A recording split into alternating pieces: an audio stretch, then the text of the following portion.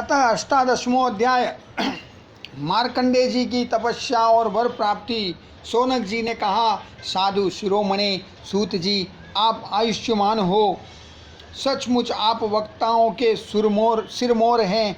जो लोग संसार के अपार अंधकार में भूल भटक रहे हैं, उन्हें आप वहाँ से निकाल कर प्रकाश स्वरूप परमात्मा का साक्षात्कार करा देते हैं।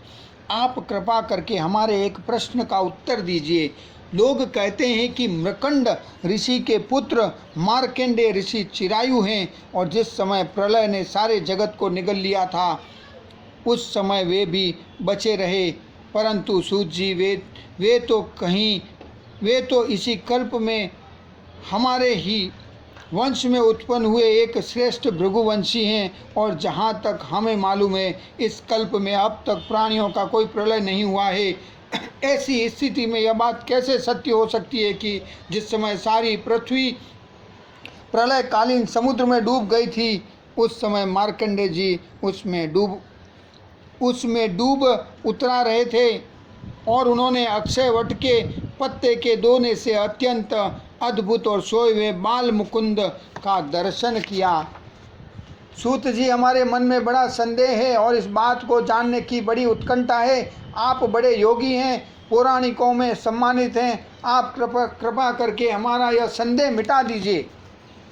सूत जी ने कहा, शौनक जी, आपने बड़ा सुंदर प्रश्न किया। इससे लोगों का भ्रम मिट जाएगा और सबसे बड़ी बात तो यह है कि इस कथा में भगवान नारायण की महिमा है। जो इसका गान करता है उनके सारे कलिमल नष्ट हो जाते हैं। शौनक जी, मृकंड ऋषि ने अपने पुत्र मार्कंडेय के सभी संस्कार समय समय पर किए। मार्कंडेय जी विधि पूर्वक वेदों का अध्ययन करके तपस्या और स्वाध्याय से संपन्न हो गए थे। उन्होंने आजीवन ब्रह्मचर्य का व्रत ले रखा था। शांत स्वभाव से रहते थे। सिर पर जटाएं बढ़ा रखी थी। वृक्षों की छाल का ही वस्त्र पहनते थे। वे अपने हाथों में कमंडलू और दंड धारण करते। शरीर पर यज्ञोपवीत और मेखला शोभायमान रहती। काले मृग का चर्म, रुद्राक्ष माला और कुश, यही उनकी पूंजी थी।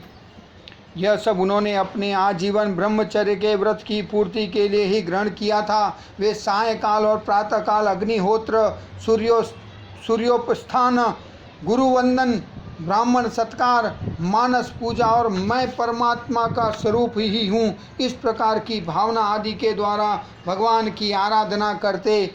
सायं प्रातः भिक्षा लाकर गुरुदेव के चरणों में निवेदन कर देते और मौन हो जाते। गुरु जी की आज्ञा होती तो एक बार खा लेते, अन्यथा उपवास कर जाते। मार्कंडेय जी ने इस प्रकार तपस्या और स्वाध्याय से तत्पर रहकर करोड़ों वर्षों तक भगवान की आराधना की और इस प्रकार उस मृत्यु पर भी विजय प्राप्त कर ली जिसको जितना बड़े बड़े योगियों के लिए कठिन है। मार्कंडेय जी की मृत्यु विजय को देखकर ब्रह्मा, भृगु, शंकर, दक्ष, प्रजापति, ब्रह्मा जी के अनन्य पुत्र तथा मनुष्य, देवता, पितर एवं अन्य सभी प्राणी अत्यंत विस्मित हो गए। आजीवन ब्रह्मचर्य व्रतधारी एवं योगी मार्कंडेय जी इस प्रकार तपस्या, स्वाध्याय और संयम आदि के द्वारा अविद्या आदि सारे क्लेशों को मिटाकर शुद्ध अंतःकरण में इंद्रियातीत परमात्मा का ध्यान करने लगे। योगी मार्कंडेय जी महायोग के द्वारा अपना चित्त भगवान के स्वरूप में जोड़ते रहे। इस प्रकार साधन करते करते बहुत समय 6 मनवंतर व्यतीत हो गए। ब्राह्मण इस 7वें मनवंतर में जब इंद्र को इस बात का पता चला तब वो उनकी तपस्या से शंकित और भयभीत हो गए। इसलिए उन्होंने उनकी तपस्या में विघ्न डालना प्रारंभ कर दिया। शौनक जी, इंद्र ने मार्कंडेय जी की तपस्या में विघ्न डालने के लिए उनके आश्रम पर गंधर्व अप्सराएं, काम, वसंत, मलयानिल, लोभ और मद को भेजा। भगवान वे सब उनकी आज्ञा के अनुसार उनके आश्रम पर गए।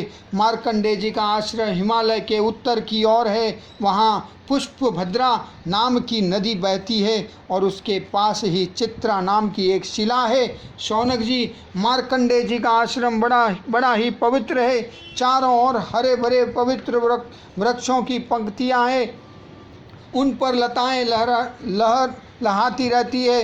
वृक्षों के झुरमुट में स्थान स्थान पर पुण्यात्मा ऋषिगण निवास करते हैं और बड़े ही पवित्र एवं निर्मल जल से भरे जलाशय सब ऋतुओं में एक से ही रहते हैं। कहीं मतवाले भौरे अपनी संगीतमयी गुंजार से लोगों का मन आकर्षित करते रहते हैं, तो कहीं मतवाले कोकिल पंचम स्वर में कुहू कुहू कूकते रहते हैं। कहीं मतवाले मोर अपने पंख फैलाकर कलापूर्ण नृत्य करते रहते हैं, तो कहीं मन्य मतवाले पक्षियों का झुंड खेलता रहता है। मार्कंडेय मुनि ने ऐसे पवित्र आश्रम में इंद्र के भेजे हुए वायु ने प्रवेश किया। वहाँ उसने पहले शीतल झरनों की नन्ही नन्ही फुइयाँ संग्रह की। इसके बाद सुगंधित पुष्पों का आलिंगन किया और फिर काम भाव को उत्तेजित करते हुए धीरे धीरे बहने लगा। कामदेव के प्यारे सखा वसंत ने भी अपनी माया फैलाई। संध्या का समय था। चंद्रमा उदित हो अपनी मनोहर किरणों का विस्तार कर रहे थे। सहस्त्र सहस्त्र डालियों वाले वृक्ष लताओं का आलिंगन पाकर धरती तक झुके हुए थे। नई नई कोपलों, फलों और फूलों के गुच्छे अलग ही शोभायमान हो रहे थे। वसंत का साम्राज्य देखकर कामदेव ने भी वहां प्रवेश किया। उसके साथ गाने बजाने वाले गंधर्व झुंड के झुंड चल रहे थे। उसके चारों ओर बहुत सी स्वर्गीय अप्सराएं चल रही थी और अकेला काम ही सबका नायक था। उसके हाथ में पुष्पों का धनुष और उस पर सम्मोहन आदि बाण चढ़े हुए थे। उस समय मार्कंडेय मुनि अग्निहोत्र करके भगवान की उपासना कर रहे थे। उनके नेत्र बंद थे। वे इतने तेजस्वी थे मानो स्वयं अग्निदेव ही मूर्तिमान होकर बैठे हों। उनके देखने से ही मालूम हो जाता था कि उनको पराजित कर सकना बहुत ही कठिन है। इंद्र के आज्ञाकारी सेवकों ने मार्कंडेय मुनि को इसी अवस्था में देखा।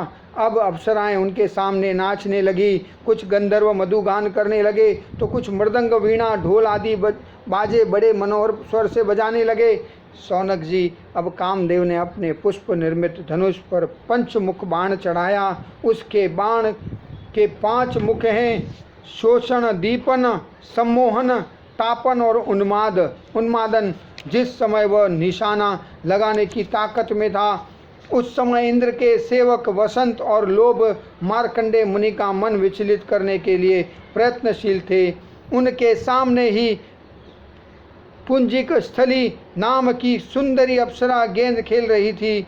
स्तनों के भार से बार बार उसकी कमर लचकाया जाया करती थी। साथ ही उसकी चोटियों में गूंथे हुए सुंदर सुंदर पुष्प और मालाएं बिखर कर धरती पर गिरती जा रही थी। कभी कभी वह तीर्थी चितवन से इधर उधर देख लिया करती थी। उसके नेत्र कभी गेंद के साथ आकाश की ओर जाते, कभी धरती की ओर, कभी हथेलियों की ओर। बड़े बड़े हाव भाव के साथ गेंद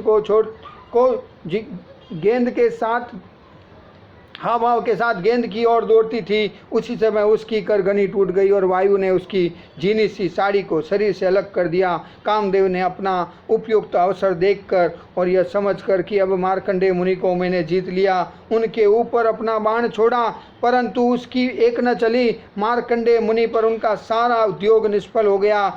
ठीक वैसे ही जैसे असमर्थ और अभागे पुरुषों के प्रयत्न विफल हो जाते हैं, शौनक जी मार्कंडेय मुनि अपरिमित तेजस्वी थे। काम, वसंत आदि आए तो थे इसलिए कि उन्हें तपस्या में भ्रष्ट कर दें, परंतु अब उनके तेज से जलने लगे और उसी प्रकार भाग गए जैसे छोटे छोटे बच्चे सोते हुए सांप को जगाकर भाग जाते हैं। शौनक जी, इंद्र के सेवकों ने इस प्रकार मार्कंडेय जी को पराजित करना चाहा, परंतु वे रत्ती भर भी विचलित न हुए। इतना ही नहीं, उनके मन में इस बात को लेकर तनिक भी अहंकार का भाव न हुआ। सच है, महापुरुषों के लिए कौन सी आश्चर्य की बात है। जब देवराज इंद्र ने देखा कि कामदेव अपनी सेना के साथ निस्तेज हतप्रद होकर लौटा है, और सुना कि ब्रह्मर्षि मार्कंडेय जी परम प्रभावशाली हैं, तब उन्हें बड़ा ही आश्चर्य हुआ। शौनक जी मार्कंडेय जी मुनि तपस्या, स्वाध्याय, धारणा, ध्यान और समाधि के द्वारा भगवान में चित्त लगाने का प्रयत्न करते रहते थे। अब उन पर कृपा प्रसाद की वर्षा करने के लिए मुनिजन नयन मनोहारी नरोत्तम नर और भगवान नारायण प्रकट हुए। उन दोनों में एक का शरीर गौरवपूर्ण था और दूसरे का श्याम। दोनों के ही नेत्र तुरंत के खिले हुए कमल के समान कोमल और विशाल थे। चार चार भुजाएं थी। एक मृग चर्म पहने हुए थे, दूसरे वृक्ष की छाल, हाथों में कुश लिए हुए थे और गले में तीन तीन सूत के यज्ञोपवित शोभायमान थे। वे कमंडलू और बांस का सीधा दंड ग्रहण किए हुए थे। कमल गट्टे की माला और जीवों को हटाने के लिए वस्त्र की कूची भी रखे हुए थे। ब्रह्मा इंद्र आदि के भी पूज्य भगवान नर नारायण कुछ ऊंचे कद के थे और वेद धारण किए हुए थे। उनके शरीर से चमकती हुई बिजली के समान पीले पीले रंग की कांति निकल रही थी। वह ऐसे मालूम होते थे मानो स्वयं तप ही मूर्तिमान हो गया हो। जब मार्कंडेय मुनि ने देखा कि भगवान के साक्षात स्वरूप नर नारायण ऋषि पधारे हैं, तब वे बड़े आदर भाव से उठकर खड़े हो गए और धरती पर दंडवत लौटकर साष्टांग प्रणाम किया। भगवान ने दिव्य दर्शन से उन्हें इतना आनंद हुआ कि उनका रोम रोम, उनकी सारी इंद्रियां एवं अंतःकरण शांति के समुद्र में गोता खाने लगे। शरीर पुलकित हो गया, नेत्रों में आंसू उमड़ आए, जिनके कारण उन्हें भर आंख देख भी न सकते। तदनंतर वे हाथ जोड़कर उठ खड़े हुए। उनका अंग अंग भगवान के सामने झुका जा रहा था। उनके हृदय में उत्सुकता तो इतनी थी मानो वे भगवान का आलिंगन कर लेंगे। उनसे और कुछ भी न बोला गया। गदगद वाणी से केवल इतना ही कहा, नमस्कार नमस्कार। इसके बाद उन्होंने दोनों को आसन पर बैठाया, बड़े प्रेम से उनके चरण पखारे और अर्घ्य, चंदन, धूप और माला आदि से उनकी पूजा करने लगे। भगवान नर नारायण सुखपूर्वक आसन पर विराजमान थे और मार्कंडेय जी पर कृपा प्रसाद की वर्षा कर रहे थे। पूजा के अनंतर मार्कंडेय मुनि उन सर्वश्रेष्ठ मुनि वेशधारी नर नारायण के चरणों को प्रणाम किया और यह स्तुति की। मार्कंडेय मुनि ने कहा, भगवान, मैं अल्पज्ञ जीव भला आपकी अनंत महिमा का कैसे वर्णन करूं। आपकी प्रेरणा से ही संपूर्ण प्राणियों, ब्रह्मा, शंकर तथा मेरे शरीर में भी प्राण शक्ति का संचार होता है। फिर उसी के कारण वाणी, मन तथा इंद्रियों में भी बोलने, सोचने, विचारने और करने जानने की शक्ति आती है। इस प्रकार सबके प्रेरक और परम स्वतंत्र होने पर भी आप अपना भजन करने वाले भक्तों के प्रेम बंधन में बंधे हुए हैं। प्रभु, आपने केवल विश्व की रक्षा के लिए ही जैसे मत्स्य, कूर्म आदि अनेकों अवतार ग्रहण किए हैं, वैसे ही आपने ये दोनों रूप भी त्रिलोकी के कल्याण, उसकी दुख निवृत्ति और विश्व के प्राणियों को मृत्यु पर विजय प्राप्त कराने के लिए ग्रहण किया है।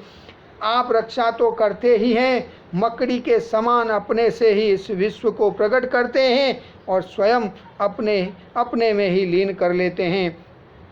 आप चराचर का पालन और नियमन करने वाले हैं। मैं आपको आपके चरण कमलों में प्रणाम करता हूँ। जो आपके चरण कमलों की शरण ग्रहण कर लेते हैं, उन्हें कर्म, गुण और काल जनित क्लेश स्पर्श भी नहीं कर सकते।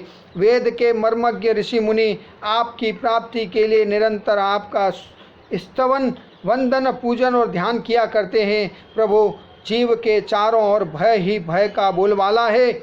औरों की तो बात ही क्या, आपके काल रूप से स्वयं ब्रह्मा भी अत्यंत भयभीत रहते हैं, क्योंकि उनकी आयु भी सीमित केवल 2 परार्ध की है। फिर उनके लिए बनाए हुए भौतिक शरीर वाले प्राणियों के संबंध में तो कहना ही क्या क्या है। ऐसी अवस्था में आपके चरण कमलों की शरण ग्रहण करने के अतिरिक्त और कोई भी परम कल्याण तथा सुख शांति का उपाय हमारी समझ में नहीं आता, क्योंकि आप स्वयं ही मोक्ष स्वरूप हैं। भगवान, आप समस्त जीवों के परम गुरु, सर्वे सबसे श्रेष्ठ और सत्य ज्ञान स्वरूप हैं। इसलिए आत्म स्वरूप को ढक देने वाले देह गेह आदि निष्फल, असत्य, नाशवान और प्रतीति मात्र पदार्थों को त्याग कर मैं आपके चरण कमलों को ही शरण ग्रहण करता हूँ।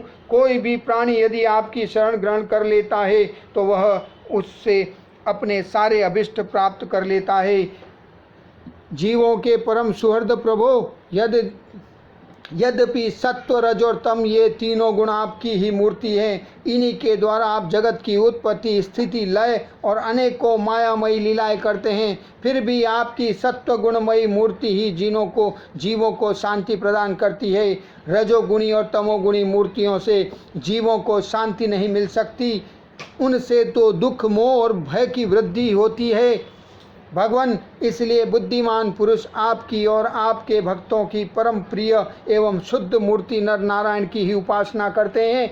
पांचरात्र सिद्धांत के अनुयायी विशुद्ध सत्व को आपका श्री विग्रह मानते हैं। उसी की उपासना से आपके नित्य धाम वैकुंठ की प्राप्ति होती है। उस धाम की यह विलक्षणता है कि यह लोक होने पर भी सर्वथा भय रहित और भोग युक्त होने पर भी आत्मानंद से परिपूर्ण है। वे रजोगुण और तमोगुण की आपकी मूर्ति स्वीकार नहीं करते। भगवान, आप अंतर्यामी, सर्वव्यापक, सर्वस्वरूप, जगत गुरु, परमाराध्य और शुद्ध स्वरूप हैं। समस्त लौकिक और वैदिक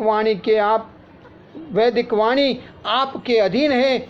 आप ही वेद मार्ग के प्रवर्तक हैं। मैं आपके इस युगल स्वरूप नरोत्तम नर और ऋषिवर नारायण को नमस्कार करता हूँ। आप यद्यपि प्रत्येक जीव की इंद्रियों तथा अनेक विषयों में, प्राणों में तथा हृदय में भी विद्यमान हैं, तो भी आपकी माया से जीव की बुद्धि इतनी मोहित हो जाती है कि ढक जाती है कि वह निष्फल और झूठी इंद्रियों के जाल में फंसकर आपकी झांकी से वंचित हो जाता है। किंतु सारे जगत के गुरु तो आप ही हैं। इसलिए पहले अज्ञानी होने पर भी जब आपकी कृपा से आपके ज्ञान भंडार वेदों की प्राप्ति होती है, तब वह आपके साक्षात दर्शन कर लेता है। प्रभु, वेद में आपका साक्षात्कार कराने वाला वह ज्ञान पूर्ण काम से विद्यमान है, जो आपके स्वरूप का रहस्य प्रकट करता है। ब्रह्मा आदि बड़े बड़े प्रतिभाशाली मनीषी उसे प्राप्त करने का यत्न करते रहने पर भी मोह में पड़ जाते हैं। आप ही ऐसे लीला विहारी हैं कि विभिन्न मत वाले आपके संबंध में जैसा सोचते विचारते हैं, वैसा ही शील, स्वभाव और स्वरूप ग्रहण करके आप उनके सामने प्रकट हो जाते हैं। वास्तव में आप देह आदि समस्त उपाधियों में छिपे हुए विशुद्ध विज्ञान धन ही है पुरुषोत्तम। मैं आपकी वंदना करता हूँ। इति श्रीमद्भागवते महापुराणे पारमहंस्यां संहितायां 12 स्कंधे 8मो अध्यायः।